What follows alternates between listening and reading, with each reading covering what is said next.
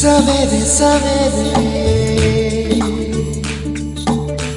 यारों से मिलने बन ठन के निकले हम। मेरा नाम मैं आज आपके सामने ब्लड ग्रुप 5 प्रोजेक्ट पेश कर रही हूँ।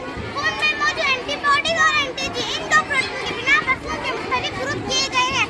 इंसानी खून के ए, बी और ओ इस तरह 4 अहम ग्रुप है।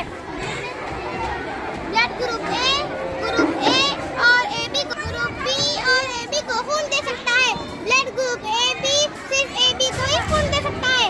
Blood group O, group A B और ओ इन तमाम को खून दे सकता है, इसलिए वह आफाकी दाता कहलाता है।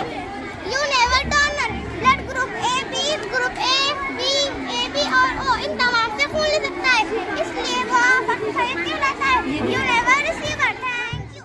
यारों से मिलने